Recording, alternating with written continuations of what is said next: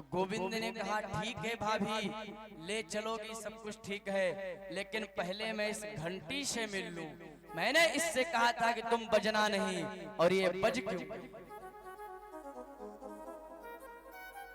तो गोविंद जब घंटी के पास आए तो घंटी ने हाथ जोड़ करके निवेदन कर लिया कि सरकार, आपका ही वरदान है कि जब आपका भोग लगेगा तो मेरा बजने का ही तो काम है, क्योंकि और सबने खाया मैं नहीं बजी, लेकिन आपके भोग में जब तक घंटी ना हो आप प्रसाद कहां स्वीकार करोगे? अब तो गोविंद कुछ कह नहीं सके, वहां से चल दिए। आज वो गोपी गोविंद को लेकर चली तो आगे का रास्ता भी नहीं दिख रहा। क्यों? क्योंकि ब्रज के कुछ नियम हैं। उस ब्रज की गोपी ने एक हाथ का लंबा चौड़ा घूंघट काढ़ लिया, क्योंकि ससुर जेठ जो बाहर होंगे उनके सामने मुखमंडल नहीं दिखना चाहिए। तो आज इस चीज के लिए उस गोपी ने अपना मुखमंडल ढक लिया और कहा, हाथ पकड़ करके आगे आगे चलने लगी। तो कुछ दूर आगे चली, इतने में उसे एक ठेकसी लग गई। उसने कहा, कन्हैया अब तू आगे चल, नहीं तो मैं गिर पड़ूंगी, तू रास्ता बता। तो आज गोविंद जी आगे हो गए। अब गोविंद हमारे बढ़ते चले जा रहे हैं। इतने में एक उसी मंडली का, उन्हीं का सखा मिल गया। तो उसने देखा कि आज कन्हैया को कोई अकेले लिए जा रहा है। उसने विचार किया कि आज कन्हैया को लग रहा कोई अच्छा माल मिल रहा है, इसलिए इसने हम सबको नहीं बुलाया, अकेले अकेले खाने जा रहा है। तो इशारे में बात किया कन्हैया से, बोले भैया कहाँ जा रहे हो? तो कन्हैया ने कहा, हाँ हाँ जा तो इसीलिए रहे, लेकिन पेट पूरा भर रखा है। तो उसने कहा, आज अकेले अकेले जा रहे हो, मुझे नहीं ले चल रहे? तो कन्हैया ने इशारे में कहा, भैया मेरा तो पेट भरा है, और तू मेरा सखा है, आजा तू चला जा, मैं वापस चला जाऊं। तो इशारे इशारे में दोनों की बात हो गई, गोविंद की और उस सखा की। तो इतने में वो सखा आया और गोविंद ने कहा, भाभी अरे मेरो ये वालो हाथ छोड़ दो, क्योंकि या में इतनी देर से आपने पकड़ रखी तो या में पीड़ा होने लगी, आप दूसरा हाथ पकड़ दो। तो गोपी ने कहा, नहीं नहीं, मैं ऐसे ना बदर बेवारी, मैंने जो कहीं तेरो हाथ छोड़ो तो तू छोड़ के भाग जा बेगो। गोपी ने कहा, अरे ना भाभी, अरे तेरी कसम, अपनी कसम, मैं ना जाऊंगा, तू मेरो ये दूसरो हाथ पकड़ ले। गोपी को दया आ गई कि कन्हैया भी बालक ही है, छोटा है, सचमुच पीड़ा होने लगी होगी, हमें बदल देना चाहिए। अब तो जैसे ही गोविंद ने हाथ को बदला तो गोविंद ने अपने सखा का हाथ लिया और उस गोपी को सखा का हाथ पकड़ा करके गोविंद भाग गए। पर वो जो सखा था वो कोई दूसरा नहीं था, वो सखा उसी गोपी का पुत्र था, उसी गोपी का एक बालक था। पर उस बालक को भी नहीं पता पड़ा कि ये मेरी ही मैया है, क्योंकि घर में रहे तो मुखमंडल दिखे और जा समय तो रास्ते में जा रही हैं तो मुखमंडल कंते दिखे, जब लंबो सो घूंघट काट राखी तो वो सखा तो बड़ो प्रसन्न कि चलो आज माल छानवे को मिलेगा और आज अकेले ही खाना है, जितना खा पाओ चकाचक खाओ। लेकिन उसको ये नहीं पता था कि मैं कन्हैया के जाल में फंस के मैया यशोदा के पास जा रहा हूं। और इधर हमारे गोविंद दौड़ते हुए आए, मैया यशोदा की गोद में लेट गए और कहने लगे, मैया मुझे भूख लग रही है, मुझे मक्खन दे। तो आज माँ यशोदा माखन लेकर के आई और गोविंद को खिलाने लगी। इतने में वो सखी आई और वाने बाहर से आवाज लगाई, अरे ओरी यशोदा मैया ने बाहर तो आओ। मैया जब बाहर आई, कन्हैया को उतार दिया, बोली बेटा तू यहीं बैठ के खा, मैं अभी आती हूँ। आज गोविंद मक्खन खा रहे हैं और वो सखी के पास मैया आ गई। सखी ने कहा मैया तुम होते कहे कि कभी लगे हाथ पकड़ के लियो, तो आज ले देख मैं तेरे छोरा को लगे हाथ पकड़ के लाई।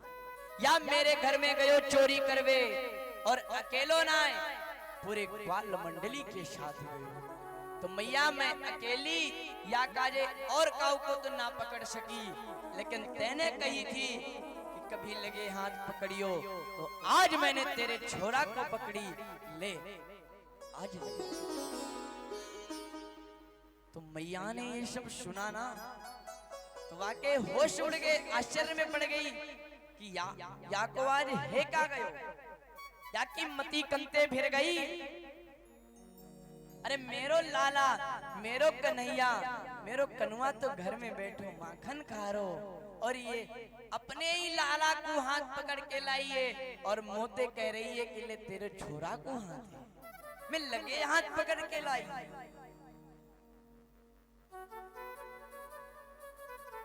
मैया ने कहा अरे ओ गोपी का तेने भांग पी रखी है? वाने कही ना मैया भांग ना पी रखी, मैं साची कह रही कि तेरो लाला को पकड़ के लाई हूँ, और ऐसे वैसे ना कि रास्ते में डोलते हुए पकड़ ली।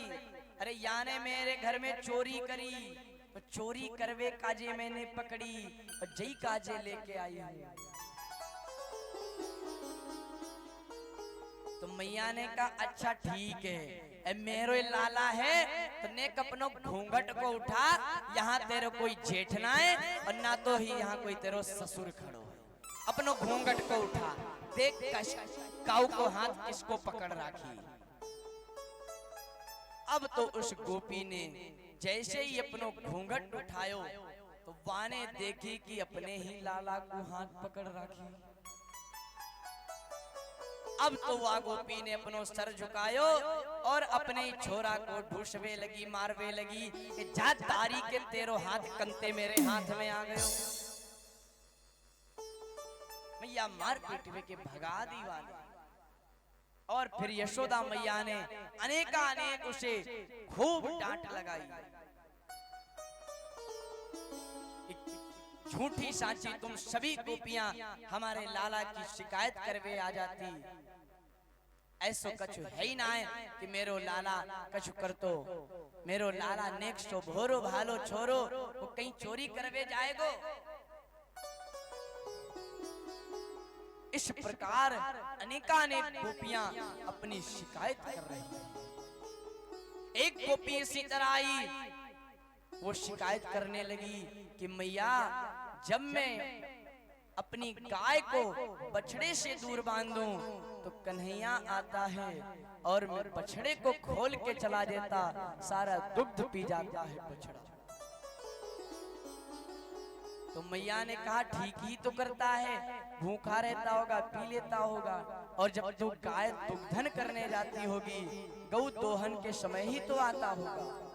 तो उस गोपी ने कहा नहीं मैया, गौ दोहन के समय नहीं, वत्सान मुंचन क्वचित समय। वत्सान मुंचन क्वचित समय, क्वचित माने जो समय ही ना हो। गौ दोहन का समय होता प्रातः काल और सायं काल, और ये मध्याह्न काल में आके बछड़ों को छोड़ देता। वत्सान मुंचन क्वचिद समये क्रोश संजाहताशः स्तेयं स्वादध्यं दधिपयः कल्पितं योग संगै। अरे मैया ये छोड़े तो छोड़े और या के एक आध नेक सुन लो। बोली कहा बोले एक तरफ गोपाल जो गैया को बछड़ो वो दूध पिए और कन्हैया जाके दूसरी तरफ से मेरी गैया के धनंत मुखमंडल लगा के तुम्हारे गोपाल भी दूध पान करते। अरे मैया मैं जाका जे भी देते शिकायत ना कर रही कि ये बछड़े खोल देता, लेकिन कहीं मेरी गऊ ने या को कहीं कछु नुकसान चोट पहुंचा दी तो तू मुंह पे बुलाहना देवेगी, मुझे शिकायत करेवेगी। या काजे मैया तोते में कहवे आई हूँ कि या को नेक समझाए लो। तो आज इस प्रकार उदाहरण तो बहुत सारे हैं, लेकिन इतना समय नहीं है कि इसको हम समझाएं, क्योंकि माखन चोरी जो लीला है ना, ऐसी लीला है कि पूरी ग्रंथ की 7 दिन तक माखन चोरी लीला पे ही प्रसंग छिड़ जाए चलता रहेगा, क्योंकि इसमें ब्रज का भाव है और मेन कथा दशम स्कंद से यहीं से प्रारंभ होती है, क्योंकि जब ब्रज की कथा आती है तो उसी में हम सब भाव विभोर वो समझ में भी आने लगती है। तो आज इस प्रकार अनन्य प्रकार के उल्हने गोपियां दे रही हैं।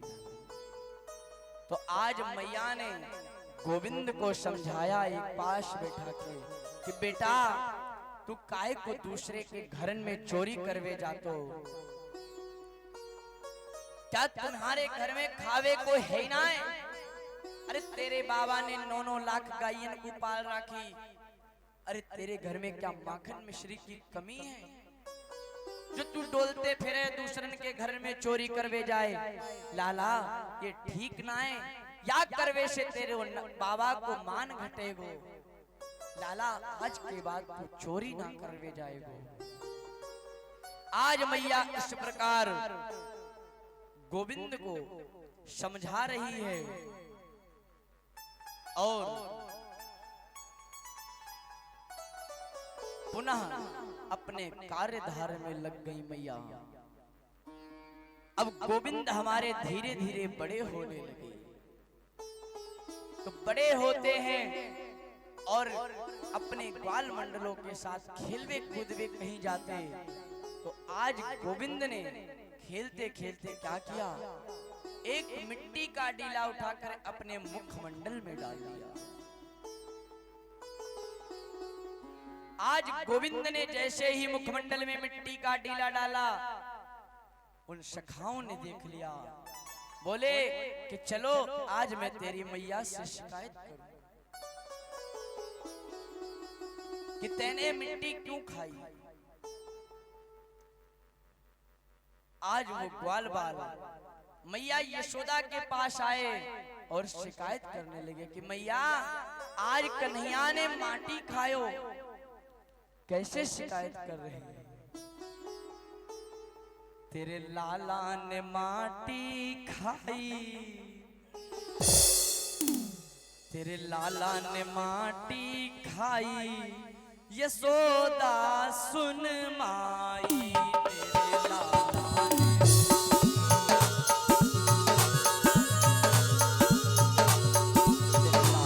ने माटी खाई, यशोदा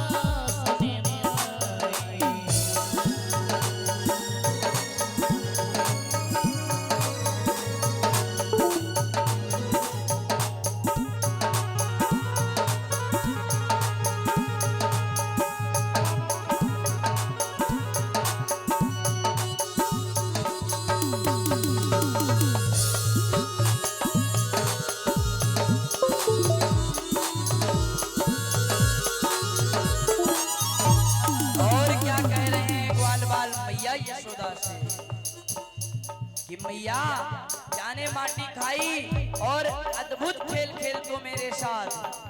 कैसे? अद्भुत खेल सखन संग खेले,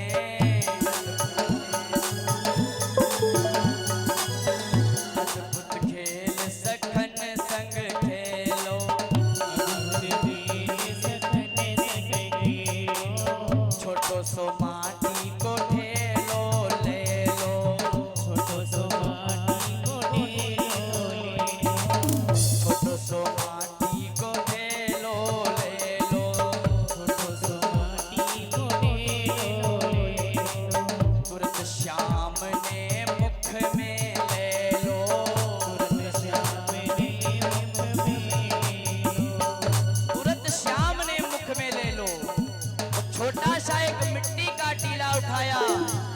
श्याम सुंदर ने अपने मुखमंडल में डाल दिया।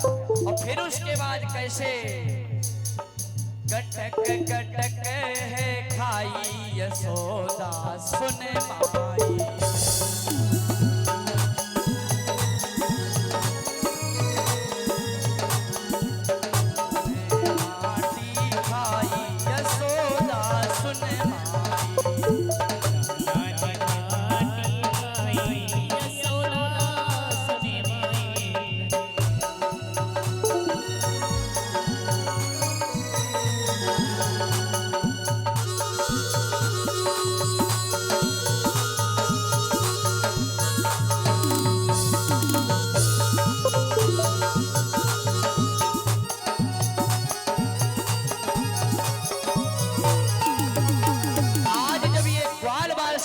कर रहे हैं ना, तो मैया उनकी शिकायत को सुन करके आज हमारे श्याम सुंदर को मैया यशोदा समझा रही।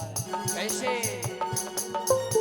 क्यों लाला तेने माटी खाई, क्यों लाला तेने माटी खाई, क्यों लाला तेने माटी खाई, क्यों लाला तेने माटी खाई, माखन को कब हो नहीं माखी, माखन को कब हो नहीं माखी।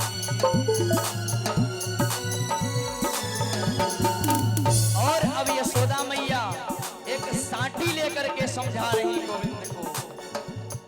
यशोदा ले समझावे साटी, यशोदा ले समझावे साटी, यशोदा ले समझावे साटी, यशोदा ले समझावे साटी।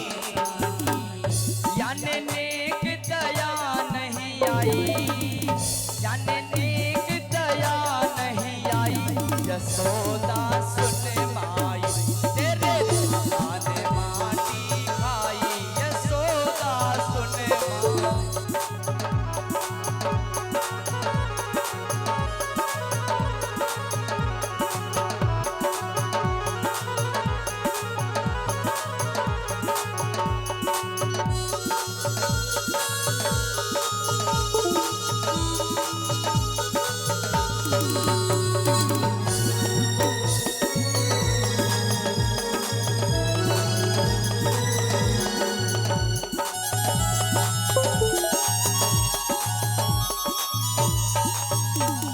और श्याम सुंदर ने क्या किया,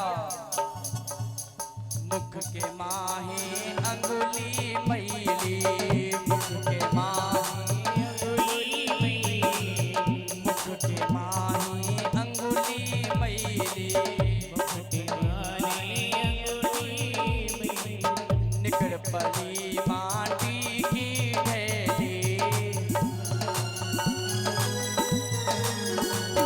निकल पड़ी माटी की ढेली, निकल पड़ी माटी की ढेली, गिर गई गवलालन भेली, गिर गई गवलालन भेली, देखे लोग लुगाई,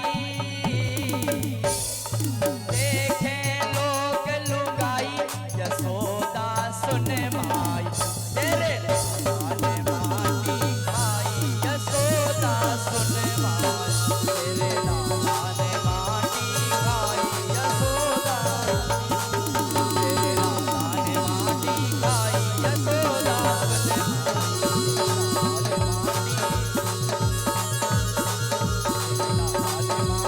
माई, यशोदा सुन माई। आज ग्वाल वालों ने इस प्रकार माँ यशोदा से मिट्टी खाने का शिकायत किया।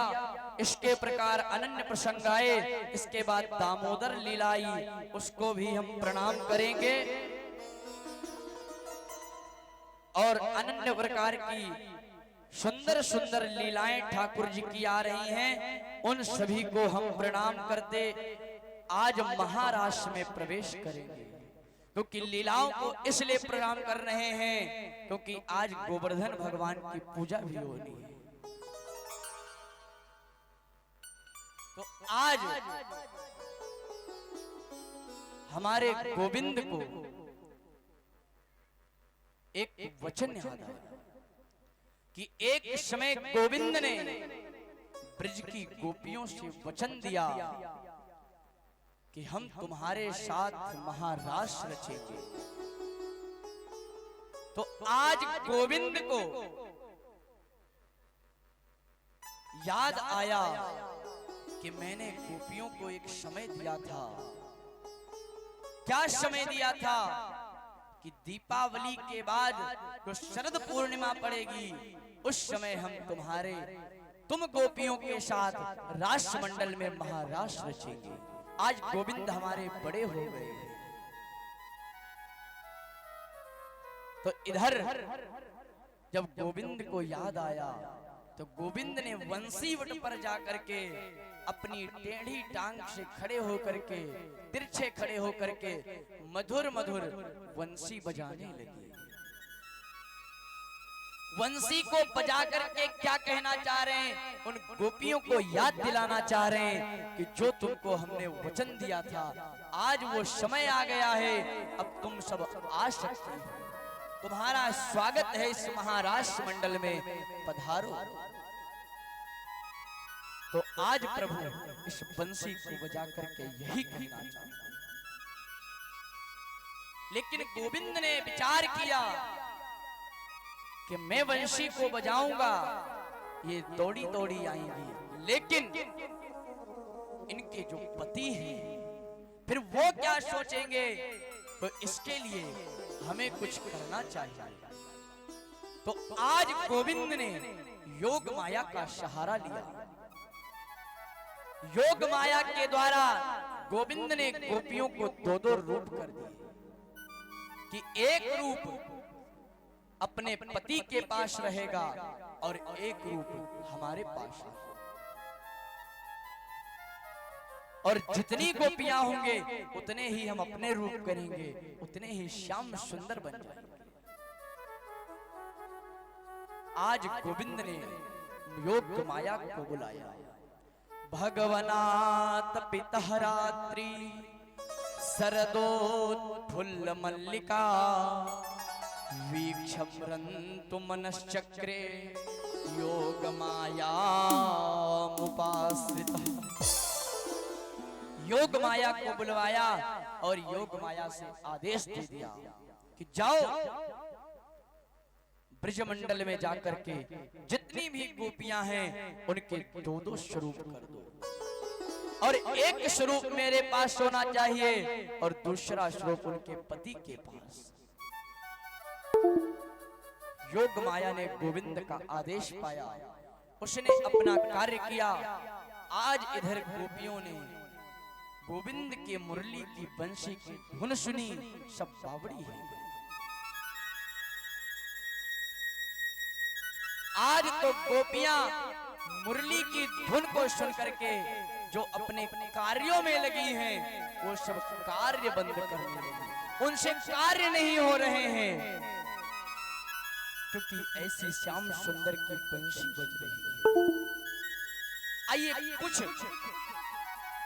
संदर्भ डाल देते हैं किस प्रकार गोपियां क्या काम कर रही हैं और उनको काम से रुचि हट गई मुरली की धुन को सुन। एक गोपी अपने गृह में बढ़िया पकवान बना रही थी,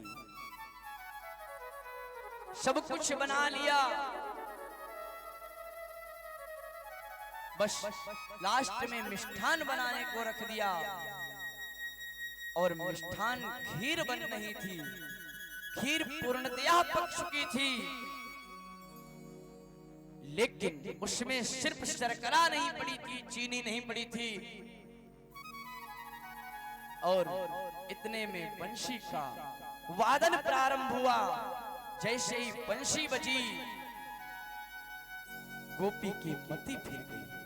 रसोई घर में खड़ी है गोपी, खीर पक गई, उबाल आने लगा।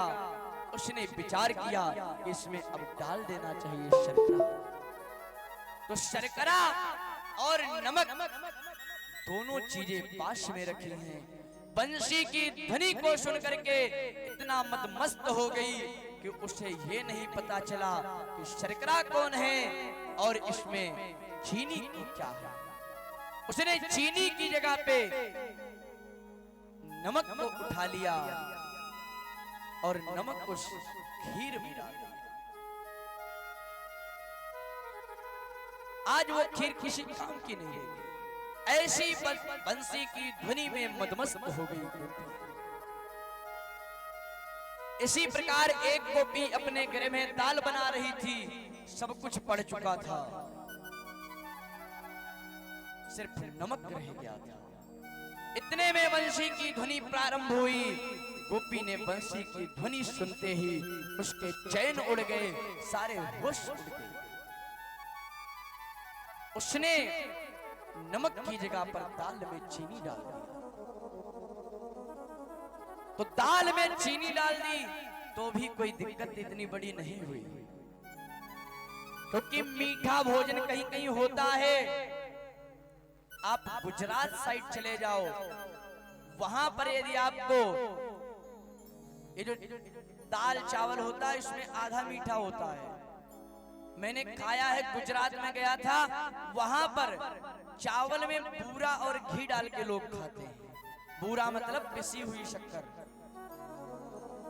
और ये गुजरात ही नहीं, इधर राजस्थान में भी है, चित्तौड़गढ़ के आगे निकल जाओ आप, तो कहीं कहीं का होता मीठा भोजन लोग करते हैं। तो दाल नहीं खराब हुई, लेकिन वो खीर तो बर्बाद हुई। उसको जानवर भी नहीं एक बार चाटेगा। क्योंकि क्यों नहीं चाट सकता? उसमें नमक चीनी की मात्रा में पड़ा था। क्योंकि खीर तो जितनी मीठी हो चकाचक ब्रजवासी भोग लगाते हैं उनका। और दाल में नमक के मात्र से ही चीनी डाली गई, इसलिए ज्यादा मीठी भी नहीं हुई। तो दाल तो चल सकती, मीठा भोजन हो जाएगा, लेकिन खीर बर्बाद गई। तो इस प्रकार गोपियों की मति को एक गोपी अपने ससुर को प्रसाद लगा करके, भोग लगा करके ठाकुर जी का प्रसाद परस के दी कि लाओ ले खाओ प्रभु। ससुर जी प्रसाद ग्रहण करने लगे। ससुर जी के थाली में कुछ सामग्री, साग कम पड़ा, उन्होंने साग के लिए बुलाया, बहू साग लेके आया। साग लेने गई बहू, रसोई घर से साग लेके आ ही रही थी। इतने में द्वार पे बंधी हुई गाय रंभाने लगी। जब गाय रंभाने लगी तो उसको लगा कि गाय भी भूखी होगी, चलो इसके लिए भूसा ले चलते हैं, भूसी जो होती है। तो आज एक हाथ में साग ले लिया और दूसरे हाथ में भूसी ले ली, और दोनों को लेकर के आ रही है। और जब लेकर के निकली, इतने में बंसी बज गई। और जैसे ही बंसी बजी कि उसकी मति बौरा गई। तो साग देना था ससुर को और गाय को भूसी। तो खीर में नून, दाल में शक्कर, ऐसी मति बौराई। और ससुर को साग यानी ससुर को जो साग देना था, तो गाय को साग, ससुर को भूसी, ऐसी मति बौराई। मुरलिया हर की मधुवन धूम मचाई। इस प्रकार आज ठाकुर जी की जो बंसी बज रही है, वो चारों तरफ धूम मचाती है। मुरलिया हर की मधुवन धूम मचाई, मुरलिया हर की, मुरलिया हर की मधुवन धूम मचाई।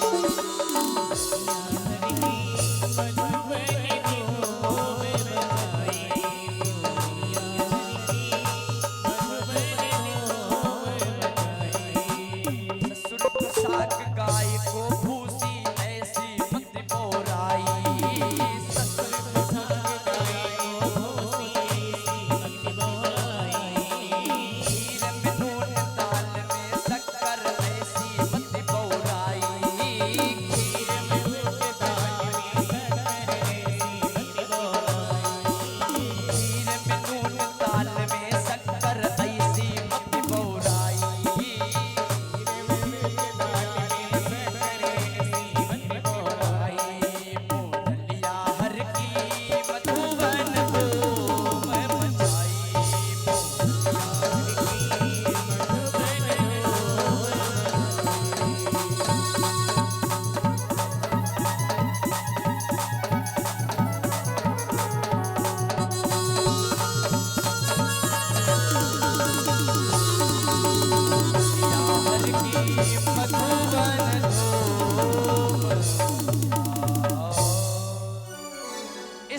प्रकार खीर में नून, दाल में शक्कर और गाय को साग, ससुर को भूसी, ऐसी मति बौराई, मुरलिया हर की मधुवन धूम मचाई।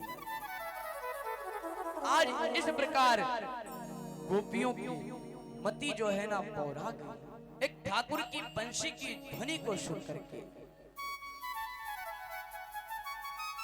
आइए थोड़ा सा गोपियों के श्रृंगार पे भी ध्यान दे देते हैं। कुछ गोपियां श्रृंगार कर रही हैं, तो जब श्रृंगार कर रही हैं तो श्रृंगार करते समय बंसी बजी। कैसे? एक गोपी अपने पैरों में महावर लगा रही, रंग लगा रही थी, तो रंग महावर पैरों में लगाना था और बंशी की ध्वनि प्रारंभ हुई तो उसकी सुध बुध भूल गई। जो पैरों में लगाने वाली चीज उसने हाथों में लेपन करना चालू किया। आज महावर को हाथों में लेपने लगी और एक गोपी पहुंची पहन रही थी, उसने पहुंची पहनना था। ये जो कर्ण होते हैं इसके पास पहनी जाती है। कुंडल के लिए एक पहुंची भी बोली जाती है। पहले लोग पहनते थे लेकिन देखा हमने भी नहीं, सुना ही है। तो पहुंची और बुलाक ये सब लगा रही, इतने में बंशी बजी, इनकी मति बौरा गई, इधर से उधर श्रृंगार करने लगी। कोई बिंदी लगा रही है, इतने में मुरली बजी तो बिंदी यहाँ के बजाय अपने गालों पे लगाने लगी। कोई कुछ कर रही, कोई कुछ कर रही है। इस प्रकार अपने घर के कार्य उल्टे सीधे सब कर रही है। उल्टो सीधो जैसो तैसो,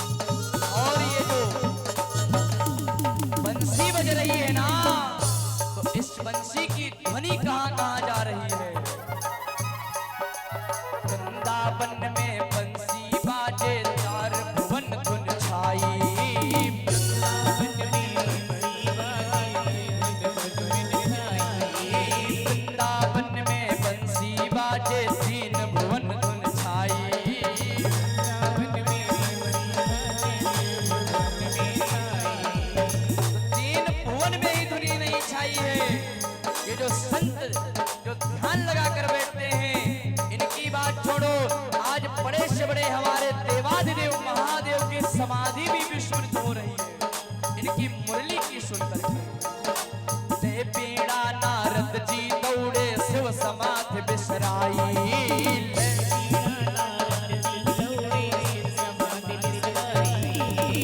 पीड़ा नारद जी दौड़े शिव समाधि बिसराई।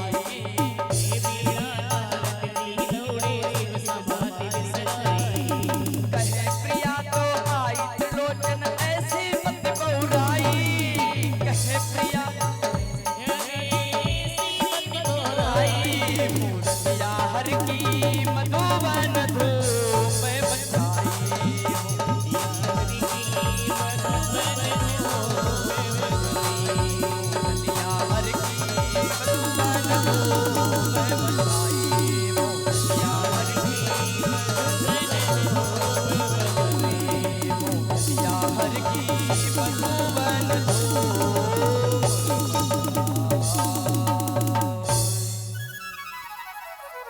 ले बीड़ा नारद जी जोड़े, शिव समाधि बिसराई, मुरलिया हर की मधुवन धूप। इस प्रकार सबकी बुद्धि भ्रमित हो गई। सभी गोपियां आज सब अपने घर को छोड़ करके वंशीवट की तरफ दौड़ी। तो जैसे ही गोविंद ने देखा कि ये सब ब्रज की गोपियां आ रही हैं, तो आते देखकर जब सामने आकर के खड़ी हो गई, तो गोविंद ने स्वागत किया। बोले स्वागतम वो महाभागा, प्रियम किम करवाणि महा, ब्रजस्यानमयं गच्छे ब्रूतागमन कारण। आज गोविंद ने कहा, आओ प्यारी, महाराष्ट्र मंडल में आपका स्वागत है, पधारो। गोपियां आगे खड़ी हुई, लेकिन स्वागत के बाद गोविंद ने प्रश्न कर दिया, क्या कि आप किस कारण से आए? अब विचार करो कि कोई व्यक्ति आपको बुलाए, फिर आपसे पूछने लगे कि आप क्या करने आए हो, तो आपके ऊपर क्या बीतेगी, क्या उसे कहोगे, क्या जवाब दोगे? अरे पहले तो मुरली को बजा करके तुमने ही बुलाया, और अब पूछ रहे हो क्या करने आई हो? गोपियां शांत खड़ी हैं। गोविंद ने कहा, अच्छा तुम बोल नहीं रही हो, इसका मतलब तुम रात में ब्रजमंडल के दर्शन नहीं की हो, तो आज तुम रात्रि काल की बेला में ब्रजमंडल के दर्शन करने आई हो। तो लो देख लो, यही है रात्रि काल का महाराष्ट्र मंडल और ब्रजमंडल। अब तो तुमने दर्शन कर लिए, अब आप अपने घर को जाओ। आज इस प्रकार गोविंद कह रहे हैं, लेकिन गोपियां शांत खड़ी हैं, विचार कर रही कि इन्होंने बुलाया और मुझे भेज रहे हैं।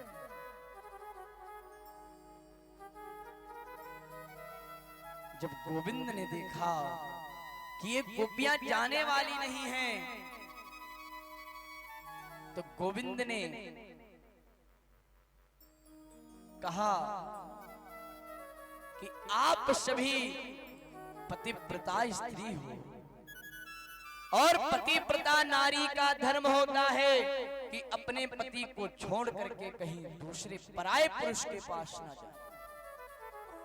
तो सर्वप्रथम तो ये बात है कि आप अपने पति को छोड़ के आई हो, और दूसरी बात कि ये रात्रि काल का समय हो रहा है, ये सायंकाल का समय है। आप सबके पति आपके घरों में आ रहे होंगे, और आप उनको छोड़ के मेरे पास आए। अरे पतिव्रता के बहुत सारे धर्म होते हैं, तुम पतिव्रता स्त्रियां हो, तुमको ये सब नहीं करना चाहिए, आप वापस चली जाओ। गोविंद ने इस प्रकार बड़े दृष्टांत सुना दिए। तो जब नहीं रहा गया, जब बहुत ही पतिव्रता हमारे कन्हैया करने लगे, तो गोपियों ने कहा, अच्छा आप बहुत पतिव्रता कह रहे हो, तो मैं एक पतिव्रता का कहानी सुनाऊं, इतिहास सुना रही हूं।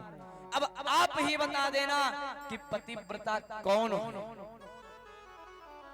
गोविंद ने कहा, हाँ ठीक है सुनाओ। गोविंद ने कहा कि एक गोपी थी, वो नित्य प्रति प्रातः से लेकर के सायं काल तक अपने पति की सेवा में ही लगी रहती। सर्वोपरि सर्वा सब कुछ पति को ही मान बैठी। जैसे हम आप मंदिर में पूजन करने जाते, उस तरह वो प्रातः से लगा के सायं तक अपने पति परमेश्वर की ही पूजा करती। पति के सिवा वो किसी कार्य में नहीं रहती। जब तक पति प्रसाद ना पाए तब तक भोग नहीं लगाती, और जब तक पति प्रातः काल से उठने के बाद जब तक पति नहीं शयन कर जाए, पति की रात्रि काल चरण सेवा करके वो विश्राम करती। ऐसी धर्मवान पतिव्रता स्त्री। तो गोविंद ने कहा, हाँ इतनी थी तो अब इसका आगे का इतिहास क्या हुआ? बोले हाँ सुनो, इतिहास ये हुआ कि किन्हीं कारणोंवश आज जिस पति की इतनी सेवा कर रही थी वही पति किन्हीं कारणोंवश आज उसे घर से बाहर जाना, 3-4 दिनों के लिए घर से बाहर जाना हुआ। तो आज वो क्या कर रही है, उसे क्या करना चाहिए, अब आप बताओ। तो गोविंद ने कहा कि जब इतना पातिव्रत धर्म निभा रही है और ये पति को जाना ही पड़ रहा है, और पति को भाई जाना तो पड़ेगा ही, क्योंकि मर्द घर से नहीं जाएगा तो क्या औरत जाएगी, इसलिए किन्हीं कारणोंवश हम सबको बाहर जाना ही पड़ता। तो आज वो गया है तो उस पतिव्रता स्त्री को ये करना चाहिए कि एक मिट्टी का पुतला बना ले और उसकी सेवा करना प्रारंभ करे। अपने पति के रूप में ही उस पुतले की सेवा प्रारंभ कर दे। जो भाव अपने पति के प्रति रखती है आज उसके प्रति रखने लगे, जानो सब कुछ पति धर्म उसका नहीं भंग हो रहा, पातिव्रत धर्म भंग नहीं होगा। गोविंद ने ये कहा, बोले ठीक है। गोपियों ने कहा वही हुआ जो आपने कहा, लेकिन बाद में कुछ समय बीतने पे आज वो पति पुनः वापस आया।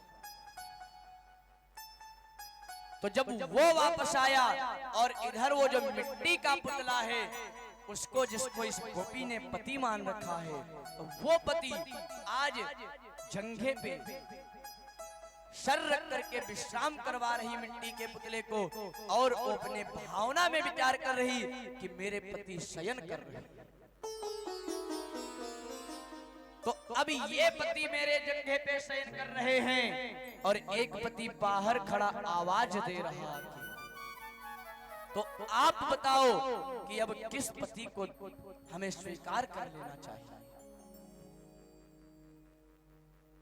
तो गोविंद ने कहा अब तो जाहिर सी बात है कि तुम्हें जाकर के गेट खोल करके अपने रियल जो पति हैं, असली पति, उनको स्वीकार करो, क्योंकि अब वो आ गए तो मिट्टी के पुतले से आसक्ति हटा देनी चाहिए। तो गोविंद ने जब ये बात कही तो गोपियों ने कहा ठीक है प्रभु, मुझे उत्तर मिल गया। आप क्या कहना चाहते हो? मुझे ये उत्तर मिल गया।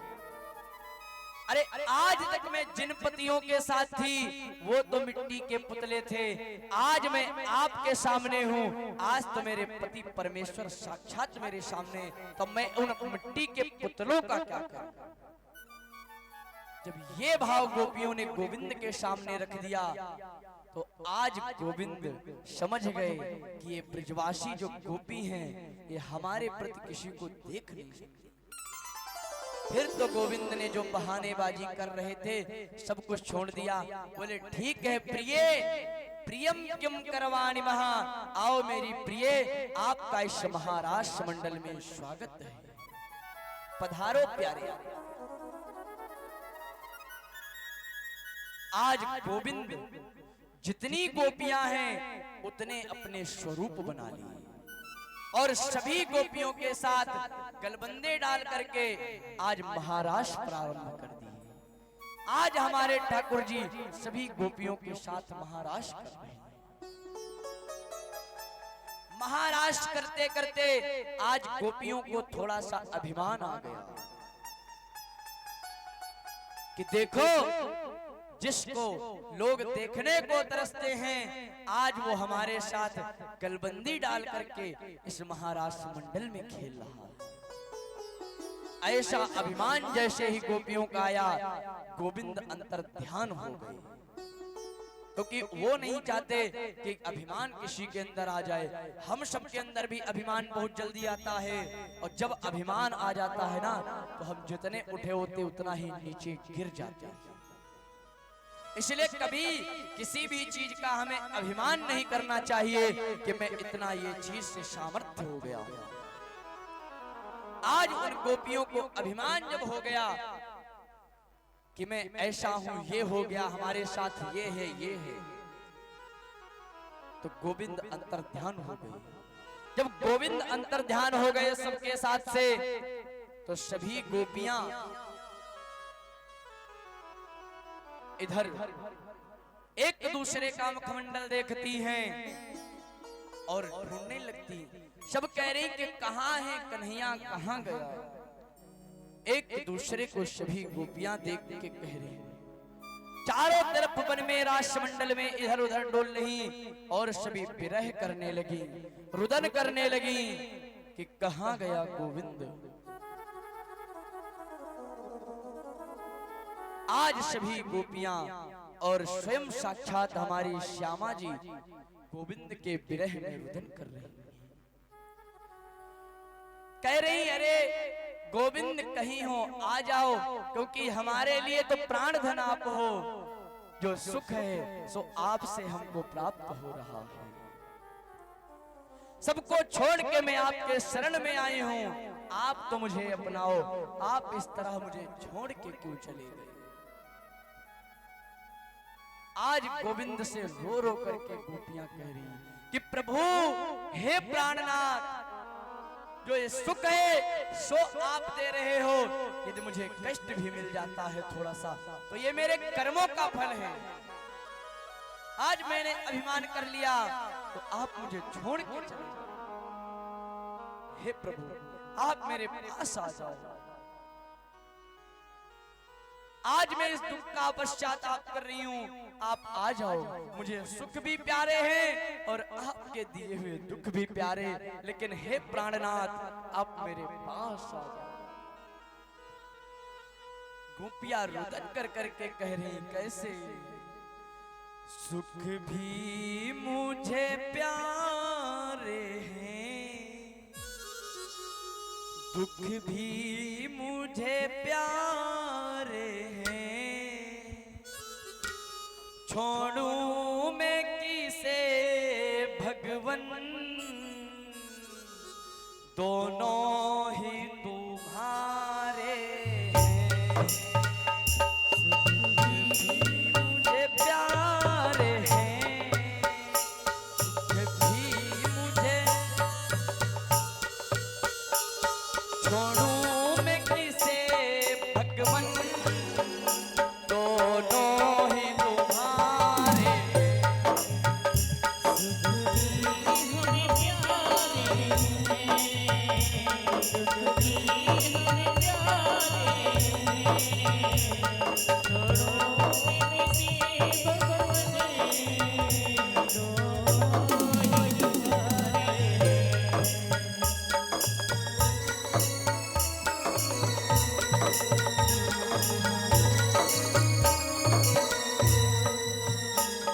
और क्या कह रहे हैं। दुख चाहे ना कोई भी, सब सुख को तरसते हैं।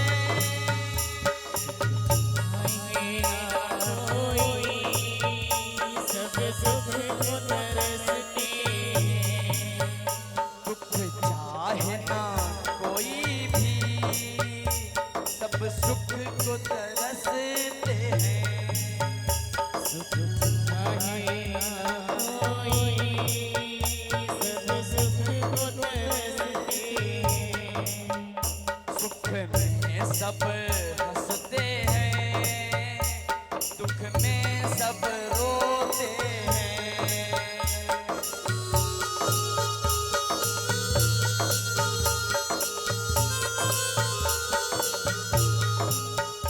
सुख में सब हंसते हैं, दुख में सब रोते हैं। सुख में सब हंसते हैं, दुख में सब रोते हैं। और क्या सुख मिले जरा उससे, सुख मिले उसे पूछो, सुख दुख के सहारे हैं।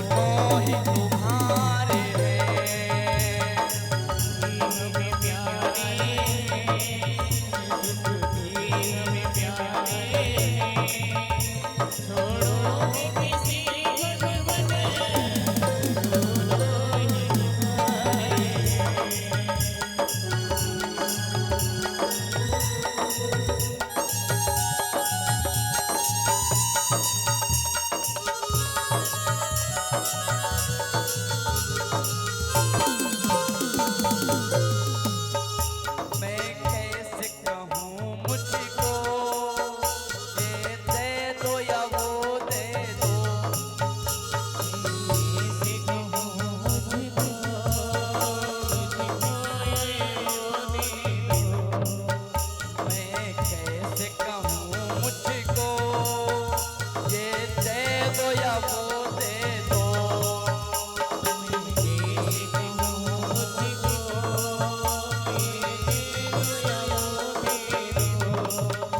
जो भी तेरी मर्जी हो वो ही मुझको दे दो।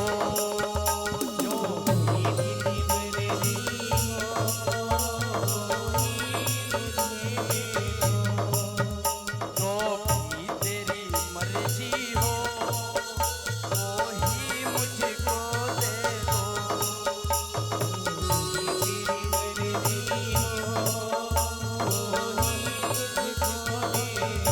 क्योंकि मैंने प्रभु तुम्हारे सामने भीख मांग रहा हूँ, हाथ पसार रहा हूं। अब जो आपकी मर्जी हो मैं अपने मुख से कुछ नहीं कहूंगा, जो आपकी इच्छा हो वो ही दे दो।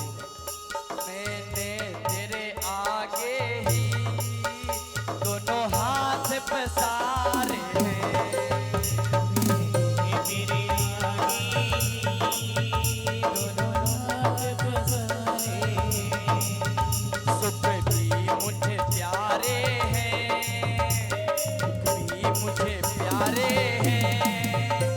छोड़ूं मैं किसे भगवन, दोनों ही तुम्हारे हैं।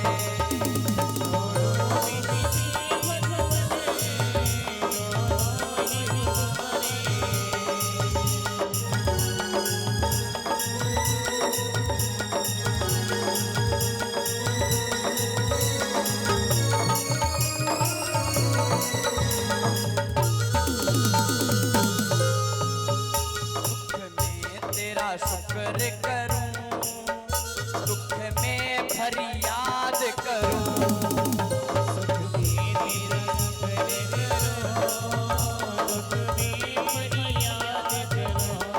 ओ सुख में तेरा शुक्र करूं, दुख में फरियाद करूं।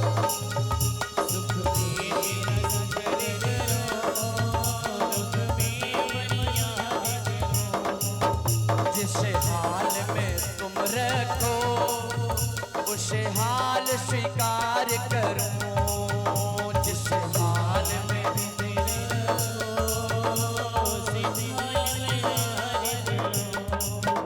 यादों में वियोगित हूँ, यादों में वियोगित हूँ, मैं गीत सहारे हैं। सुख भी मुझे प्यारे हैं, दुख भी मुझे प्यारे हैं। छोड़ूं मैं किसे भगवन, दोनों ही तुम्हारे हैं। सुख भी मुझे प्यारे हैं, दुख भी मुझे प्यारे हैं। छोड़ूं मैं किसे भगवन, दोनों ही तुम्हारे हैं।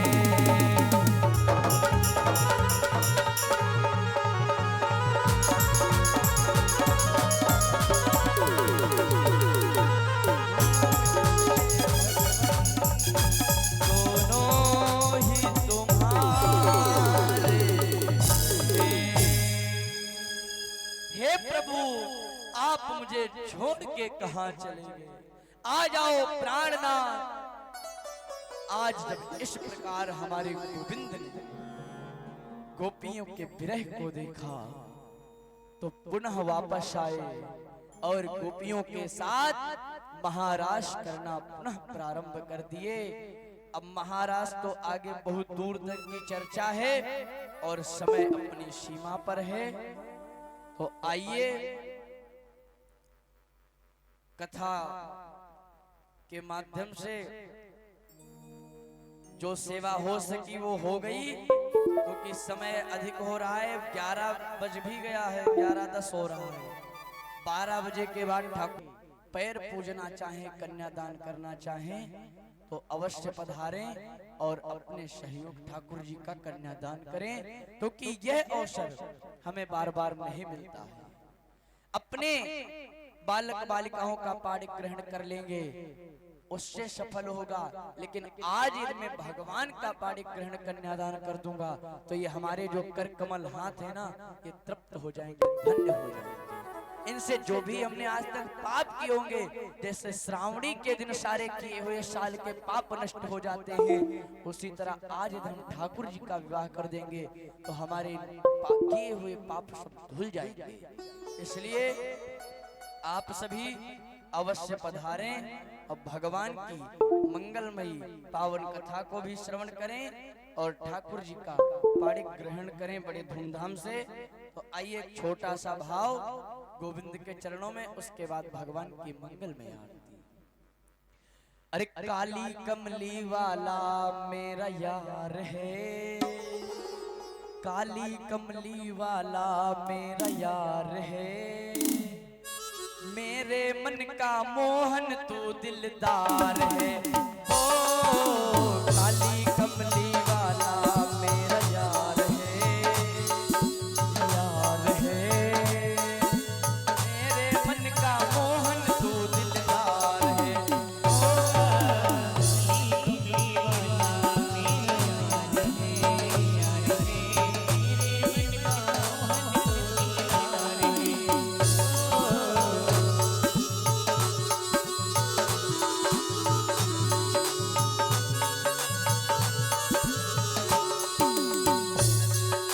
मनमोहन में तेरा दीवाना, गाँव बस अब यही तराना, गाँव बस अब यही तराना,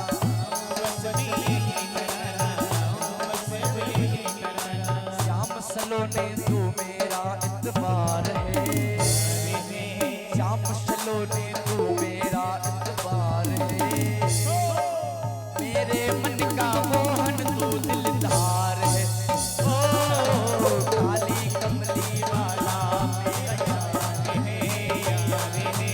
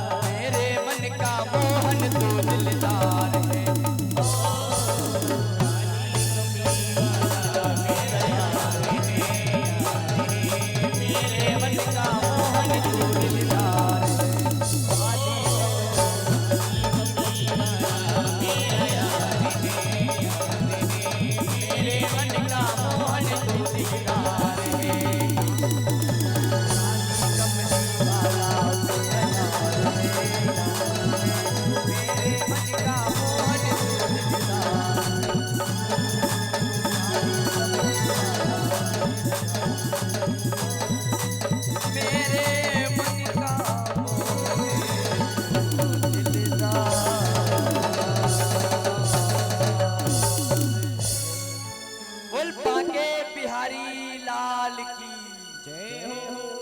आप सभी अपने स्थान पर खड़े हो जाएं और भगवान की मंगलमयी आरती।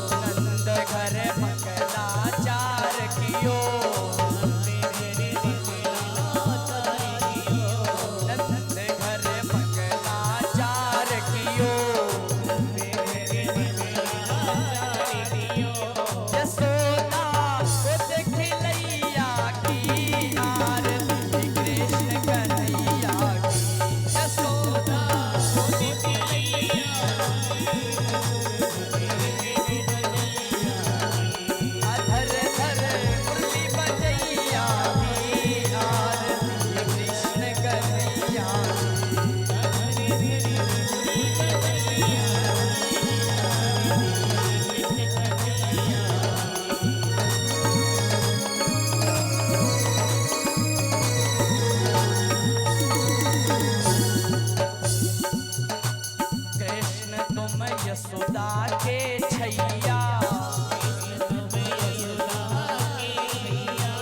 कृष्ण तुम यशोदा के छैया श्याम बलदाऊ के भैया श्याम बलदाऊ के भैया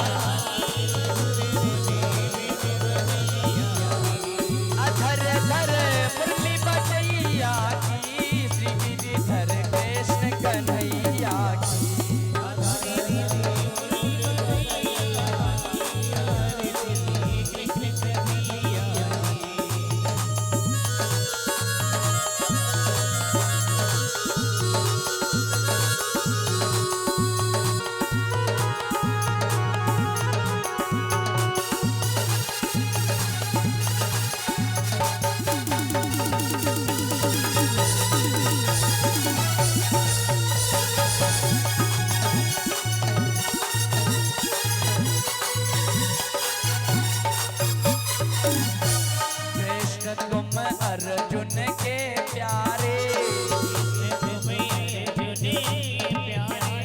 कृष्ण तुम अर्जुन के प्यारे